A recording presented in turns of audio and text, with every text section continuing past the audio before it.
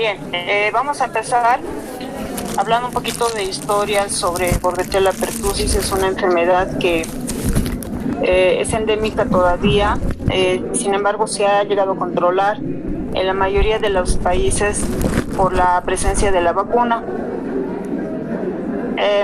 La tos ferina es un padecimiento descrito a finales del siglo XVI y se ha aislado por primera vez en 1906 por Bordet Gengow.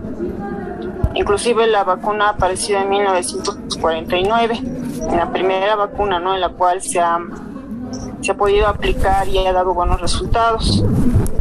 Existen un total de 8 especies y 4 de ellas son las más importantes porque de alguna manera afectan al ser humano. Bordetella pertussis es la que da la tos ferina o paroxística, que tiene un nombre muy característico que, como pueden ver en la imagen, da pues una sensación de ahogo. ¿Por qué? Porque es una tos muy fuerte y continua, ¿no? Inclusive en muchos pacientes se produce náuseas, se producen vómitos, ¿no? Se pueden desmayar.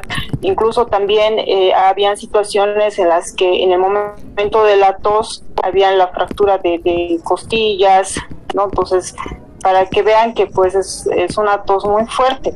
Es por eso que se la denomina como tos ferina o tos paroxística. La Bordetella pertussis es una variante más leve de la tos ferina, que solamente puede llegar hasta una primera fase, donde se caracteriza por fiebre, un síndrome gripal y pues no pasa a dar muchas complicaciones. La Bordetella bronchiséptica puede llegar a producir unas neumopatías en cerdos, en perros, pero también puede llegar a ocasionar al ser humano. Bordetella holmesi es una causa inusual también de la enfermedad y que pues puede llegar a causar septicemias más que todo, ¿no? Vamos a ver aquí en el chat. Ya, muy bien, sí, buenas tardes.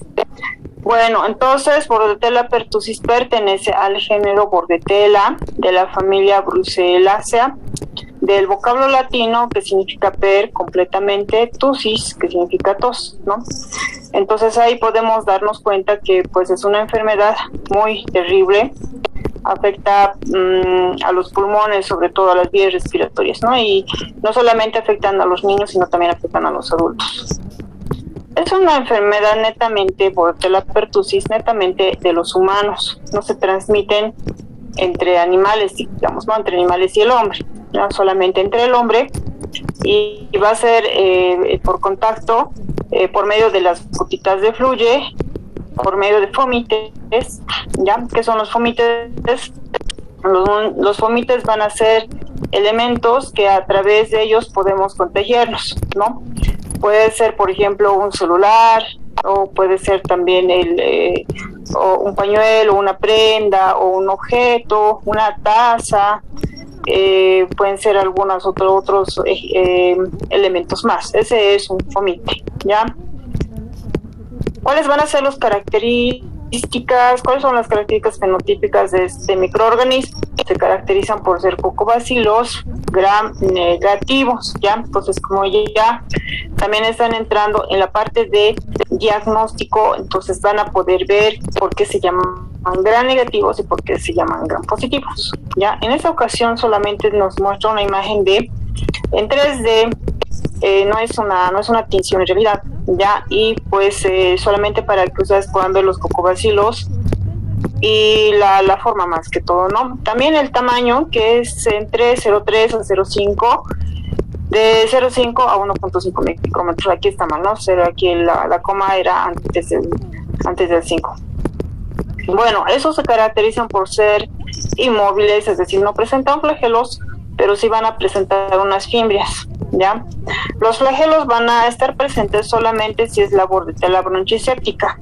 En ese caso sí va a presentar flagelos. Poseen fimbrias, ya todas, no forman esporas intracelulares, son aerobios estrictos, es decir, que requieren sí o sí del oxígeno para que estas puedan desarrollar.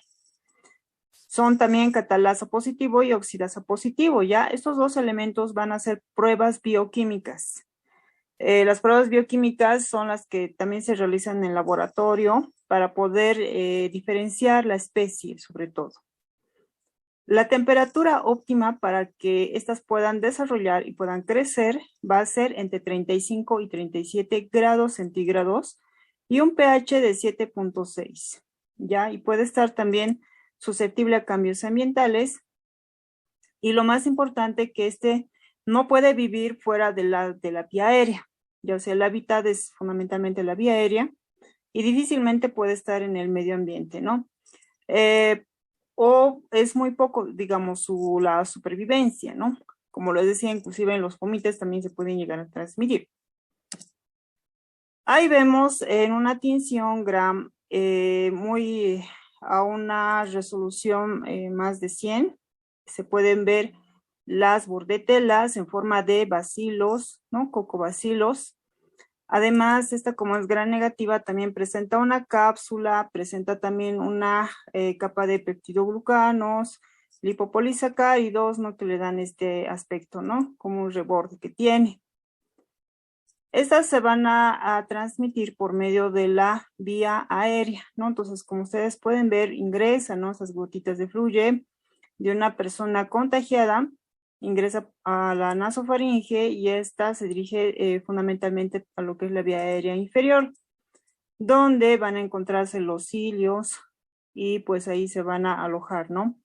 Y es también donde van a tener su mecanismo de patogenicidad, ¿no? Entonces, esas prácticamente van a dañar los cilios, van a dañar las células alveolares, tanto así que estas van a estar dañadas y van a producir un síndrome de hiperreactividad bronquial, en donde la tos va a ser muy intensa, va a ser muy fuerte.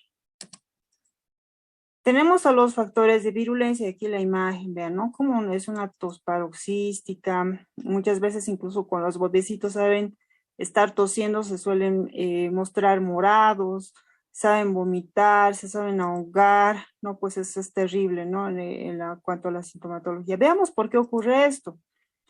Tiene varios factores de virulencia y entre esas van a ser las adhesinas. Como su nombre lo indica, adhesinas, estas les permiten adherirse ya al epitelio alveolar.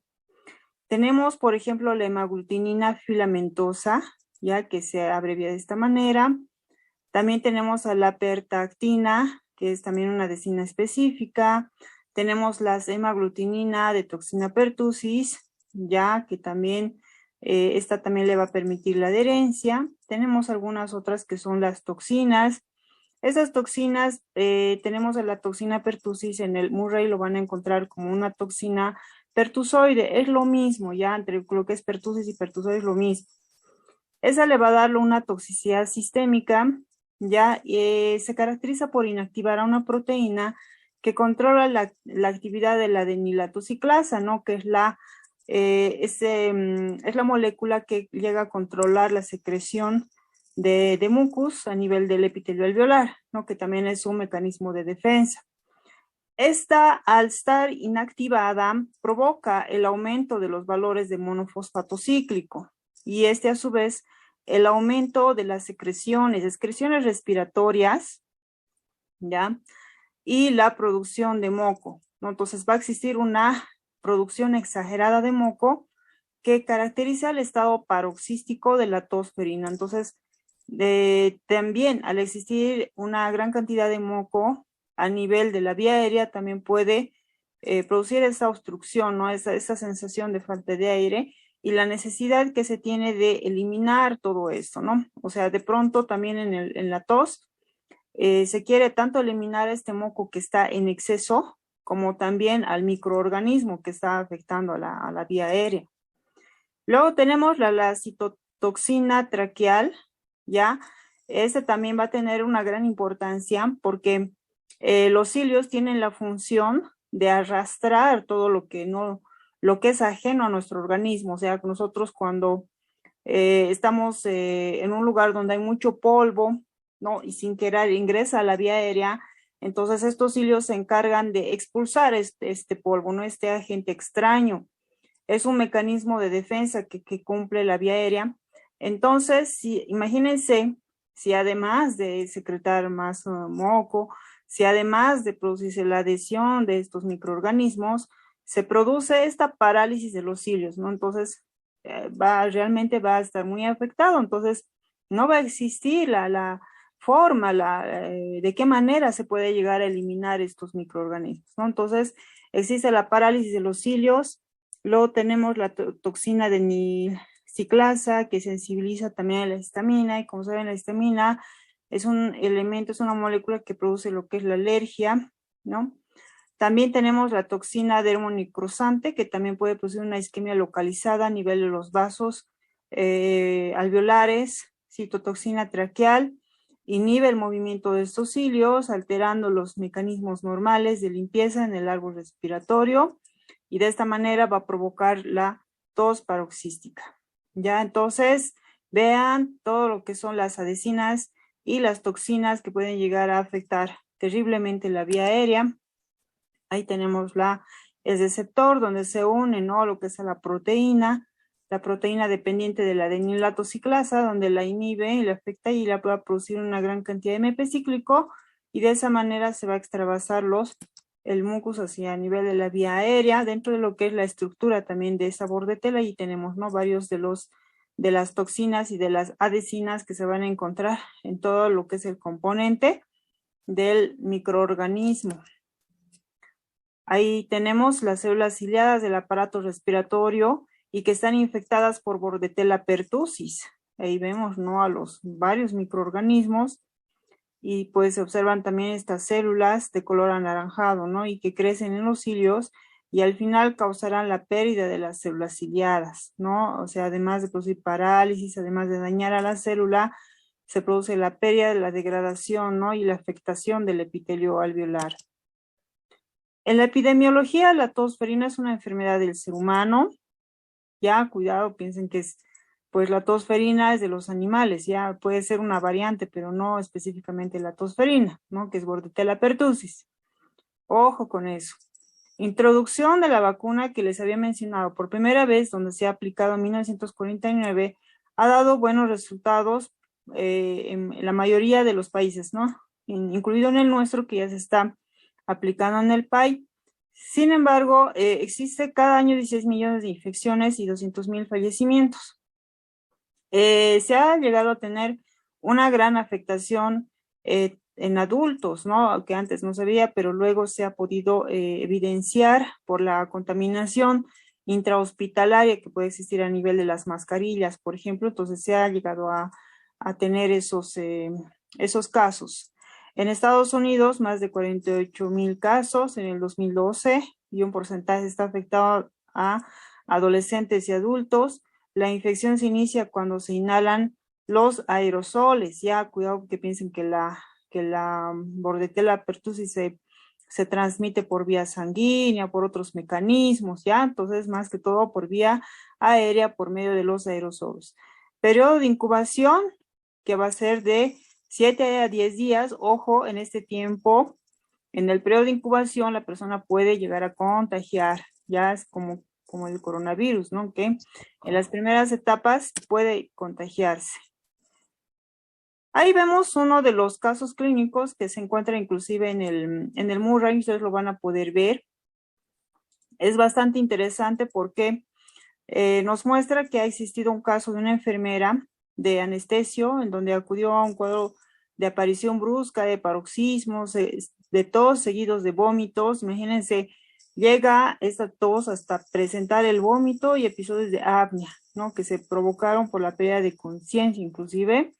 Se examinó al personal del servicio quirúrgico y a los pacientes y familiares expuestos con cultivo, pruebas de reacción en cadena polimerasa, que es PCR, serología obtenida en los pacientes con síntomas respiratorios, que en un 23%, que son 12 profesionales sanitarios, y 0 de 146 pacientes tenían tosferina clínica.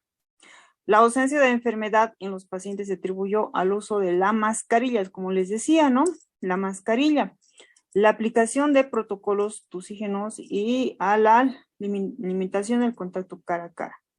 Este brote recalca la susceptibilidad de los adultos a la infección y la naturaleza es sumamente contagiosa. Es muy, muy contagiosa Bordetella pertussis, que imagínense que antes se pensaba que pues ella solamente podía estar en las gotitas de fluye, vía respiratoria, se podía transmitir por medio del habla, ¿no? A lo mucho hablar, gritar, etcétera, sino que también por medio de las máscaras, ¿no? Como les había mencionado, las mascarillas son objetos o elementos que son considerados fomites, ¿no? Por medio de un elemento, ¿no? Vean ustedes en la tabla, que también la van a poder encontrar en el libro Murray, es la presentación clínica de la enfermedad de Bordetella pertussis. Y ahí lo que nosotros vemos va a ser unos 4 periodos, ya que son el periodo de incubación, un periodo catarral, un periodo paroxístico y de convalecencia. En el de incubación, ¿cuántos días va a ser? Van a ser de 7 a 10 días, ya, pero como les decía, en ese momento las personas pueden contagiarse. Imagínense, no tiene síntomas, pero puede llegar a contagiar a las personas que se encuentran cerca, a pesar de no tener ningún síntoma. Ya, dentro de lo que es el cultivo bacteriano, podemos ver una frase de crecimiento exponencial del microorganismos. Ahí vemos, ¿no? La curva de crecimiento de multiplicación bacteriana que se encuentra elevando. Luego tenemos la fase catarral, que es entre 1 y 2 semanas, y se caracteriza, y es muy inespecífica. ¿Por qué? Porque se caracteriza por rinorrea, malestar, fiebre, estornudos y anorexia. Por eso es inespecífica. Puede llegar a confundirse con otras enfermedades, síndromes gripales o pues neumonías, o en otras enfermedades que se puede confundir, ya inclusive provocada por virus, no precisamente por bacterias. Bien, entonces en esta fase ya pues se encuentra en la fase de meseta. El microorganismo ha alcanzado su punto máximo, ¿no? En donde llega una meseta. Luego, en una fase paroxística entre 2 y 4 semanas, se caracteriza por una tos repetitiva, con gallos, vómitos y una leucocitosis, ¿no? Empiezan a elevarse los leucocitos si se realiza un examen laboratorial. Entonces, ¿a qué se refieren? Los gallos son al finalizar de la tos, ¿no? Cuando ya no da más, ¿no? O sea, si la persona tose tanto que tose que hasta pues le salen como unos sonidos de gallo, puede llegar al vómito también, ¿no? Y al desmayo inclusive. Y la fase de convalecencia, que es entre 3 y 4 semanas e inclusive más, y se produce por la disminución de la tos paroxística, el desarrollo de complicaciones. En este caso, ya existen complicaciones como ser neumonía, convulsiones y encefalopatías. Entonces, estas van a ser las fases en las que se va a presentar la Bordetella pertussis, ¿no? El cultivo bacteriano, vemos el crecimiento, y luego la disminución, ¿no? Obviamente, pues, si se controla, si se tiene un tratamiento pertinente. En el diagnóstico, vemos en el cultivo los medios enriquecidos tienen que ser para poder permitir el desarrollo de este microorganismo, tienen que ser enriquecidos con carbón vegetal, almidón, sangre o albúmina, ¿no? Como en este caso, que se ve un poco violáceo, oscuro. Son exigentes nutricionalmente, entonces es por eso que se necesita enriquecer con algunos componentes. El análisis de amplificación de ácidos nucleicos dirigido contra la amplia gama de genes son mejores pruebas de sensibilidad y especificidad. Si bien, digamos, la extinción Gram no es muy específico, ¿por qué? Porque como ustedes han visto, son bacilos Gram negativos, ¿no? Pues y cocobacilos pueden también encontrarse otros microorganismos. No nos va a dar la especie, ¿no? Sin embargo, si se realiza un PCR, sí tiene una alta sensibilidad y especificidad. La diferencia es que en un PCR es un procedimiento muy caro, no es de rutina y pues solamente a veces nos permiten por epidemiología llegar hasta el género, ¿no? Que es Bordetella, y pues por el antecedente, por las características de la tos y todo ello, entonces se asume que es Bordetella pertussis, ¿no? Pero con fines investigativos, muchos países realizan, y es de protocolo, realizar el PCR.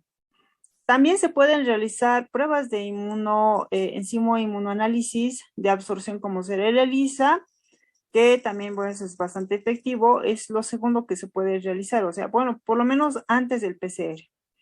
Detección de anticuerpos contra la toxina pertusoide, también la hemaglutinina filamentosa, la pertactina y las fimbres, ¿no? Que son los elementos que componen el microorganismo. Entonces, de esa manera se va a poder llegar a detectar estos anticuerpos. El tomado de muestra es mediante el aspirado nasofaringeo o el hisopado. Entonces, de esa manera se va a poder realizar la obtención de la muestra, ¿no? El tiempo de incubación que nosotros requerimos para que se pueda desarrollar, 48 horas por 7 días y temperatura de 35 grados centígrados. ¿Cómo vamos a ver a las colonias? Las colonias las vamos a ver como diminutas de 1 a 2 milímetros, son de redondas, son semitransparentes, son brillantes, tienen la característica de tener una gota de aceite o gotas de mercurio. También en práctica seguramente han visto algo de esas características de las colonias, ¿ya? Entonces es más o menos cómo se los puede identificar. Pero ya si queremos hacer ya un examen un poco más profundo, podemos utilizar las pruebas bioquímicas como ser oxidasa, ureasa, ¿no? Por la presencia de la ureasa en el microorganismo, la presencia de catalasa también, ¿no? Que van a ser positivos los tres, ¿ya? Oxidasa, urea y catalasa positivo. El momento más adecuado es en la etapa catarral y fase temprana paroxística, ¿no? Es la fase en la cual es más óptimo realizar la toma de muestra. Inicialmente no, porque como ustedes saben, se encuentra ahí, ¿no? Recién empezando a multiplicar el microorganismo, ¿no? Empieza a crecer. Y luego en esta fase ya llegas al punto máximo. Tenemos entonces aquí algunas pruebas que van a ser prueba de la ureasa por la presencia de esta enzima en el microorganismo. Simplemente cambia de color, ¿no? Es una reacción química y cambia de una urea positiva a un color violáceo, negativo, se mantiene como un color amarillo. Al igual que la oxidasa, por la presencia de citocromoxidasa, también se produce una reacción positiva por el cambio de coloración, y la catalasa, por la presencia del oxígeno que el cual requiere, da lugar al desdoblamiento, ¿no? Del oxígeno y peróxido de hidrógeno. Negativo, positivo, ¿no? Así como que se forman burbujas, es como que hacen contacto, ¿no? Con el agua oxigenada y la sangre, es lo mismo, en lo cual se ve una catalasa positiva. Por la presencia de esta enzima en el microorganismo, vemos en la tinción Gram, ¿no? A los bacilos Gram negativos, que son en color rosado, que se ve como una especie de contraste, demarcados por la presencia de la cápsula, ¿no? Y los peptidoglucanos, entonces dan una presencia de remarcado. Cultivo medios selectivos, en este caso que se pueden utilizar también el de Bordet-Hingau, ¿no? Colonias pequeñas y brillantes, que generalmente estas suelen aparecer a las 72 horas o a los 7 días, ¿no? Entonces, existen varios medios selectivos y enriquecidos como para poder identificar a la bacteria, ¿ya? Eso también lo han debido ver en medios de cultivo, ¿no? En este caso está utilizando el de Bordet-Hingau. Y vemos aquí a las colonias pequeñas, diminutas, les decía 1 a 2 milímetros, son brillantes de aspecto mucoide, parecen unas gotas aquí en el medio de cultivo. ¿Cuál va a ser el tratamiento? El tratamiento va a ser sintomático, antibióticos en una fase inicial de la enfermedad. Se recomienda el uso de los macrólidos, que son eritromicina. La mayoría de ese tratamiento es por 7 días, excepto la citromicina, que es entre 3 y 5 días, dependiendo. La eritromicina, bueno, como la amoxicilina, cada 8 horas en unos 500 miligramos. La citromicina, 500, uno por día por 3 días o por 5 días. Claritromicina de la misma manera, ¿no? En horario, 3 veces al día por 7 días. También es una opción utilizar timetropina sulfamethoxazol o fluoroquinolonas. En Estados Unidos, las vacunas son las celulares para niños y adultos, que se administra junto a las vacunas contra el tétanos y la difteria. Ambas tienen toxina pertusoide inactivada, hemaglutinina filamentosa y pertactina.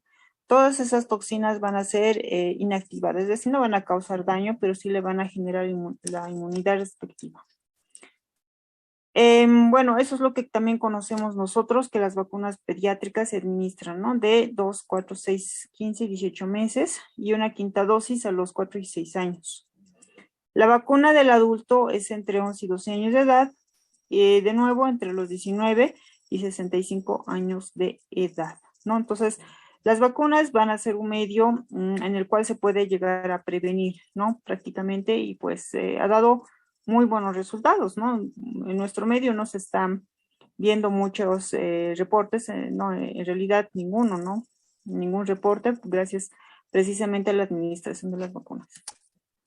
Bien, bueno, era un tema cortito y también resumido, no es tan complicado. La bibliografía la van a encontrar en Murray también, ahí se encuentran las distintas fases. ¿Tienen alguna pregunta?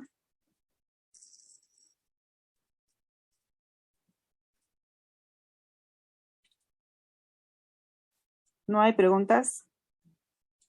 Vamos a ver el chat.